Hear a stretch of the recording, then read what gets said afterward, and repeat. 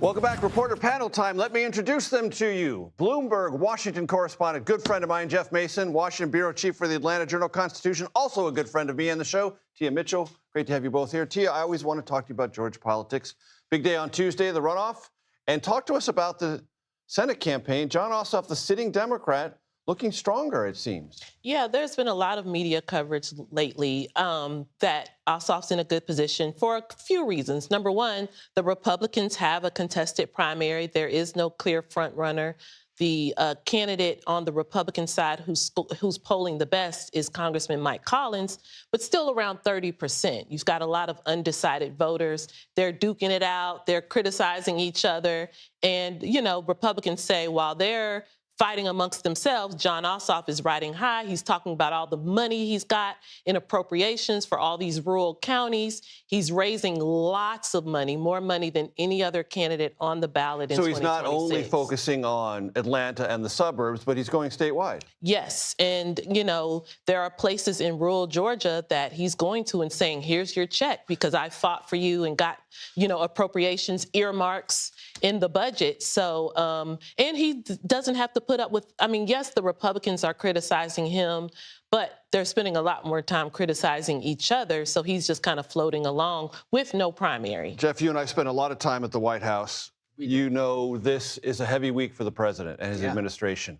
Iran is at not a tipping point, but the country is evaluating it. He gave a primetime address on it Wednesday. He spent all day there today. Now there's been a downing of an F-15. That's a significant moment. A lot's going on. Lots going on, and it was an interesting messaging week for him because he gave that speech on Wednesday after saying in the Oval the day before that he expected to conclude the war within 2 to 3 weeks.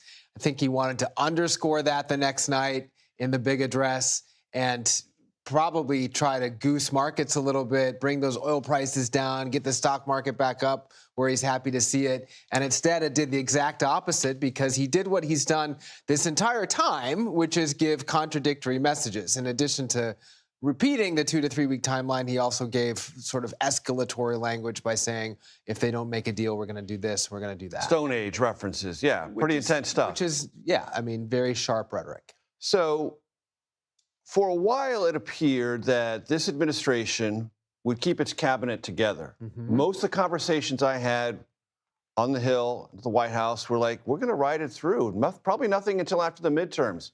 A, because the president wants cohesion, loyalty, performance, and confirmation problems if we have to replace anyone. Mark Wayne Mullins solved that for DHS, but now Pam Bondi's out. How do you evaluate that, Jeff? I would say B to your other to the start of your list. He surrounded himself with complete loyalists in 2.0, which is not what he did entirely in 1.0. Right. He learned from that. He changed how he filled his cabinet, but that did not inoculate Pam Bondi, nor did it inoculate Kristi Noem. What I conclude from that is, if there are more, then this is a wave. I think it's also a suggestion.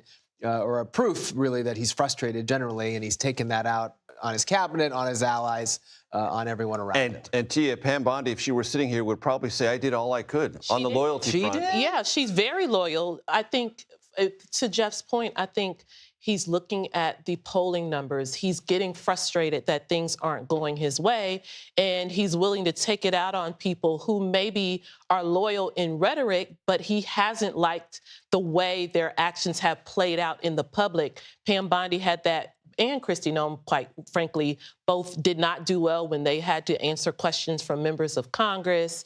Of course, the release of the Epstein files didn't go well for Pam Bondi, even though, again, I think some of that is because she was trying to do what she thought President Trump wanted her to do. But I think they, you know, have become scapegoats, so to speak, or at least punching bags for his frustration. But it wasn't because they didn't do everything, or at least try to do everything he told them to do. There is always a celebrity factor around the Trump White House, and it was released today, or earlier this week, rather, Tiger Woods, after his rollover crash. We feel very bad about that. You understand he's going into treatment, sympathetic about that. Had a conversation with those who were talking to him from law enforcement and said the following. Roll that.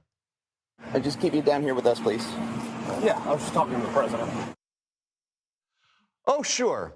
I was just talking with the president. I was just talking with the president. Now, there is a potential familial relationship going on here. He may become part of the larger Trump family. Jeff, you want to pick up the golf ball on this one? I would just say that's a flex if I've ever seen Boy, one. is that a flex. And Tiger's got a lot of flexes. It's not like he doesn't need another flex, but that's a flex. It's a flex. And what he really intended, what message he intended to send with that, I think is debatable. I'm not going to speculate, but I think people can draw their own conclusions. But as the local authorities would say to you, no one's above the law. He went through the same process as everybody else. And I'm choosing my words carefully because I don't want to make light of this, but this is not his first. No, that's why I said we're sympathize. I sympathize, but he's got a pain problem. He's going seeking treatment. I'm sympathetic to all of that. Yeah, but Still a flex, though. I say that because perhaps it might have worked if this was his first interaction with law enforcement and say, hey, you know friends in high places, and this is our first time, so maybe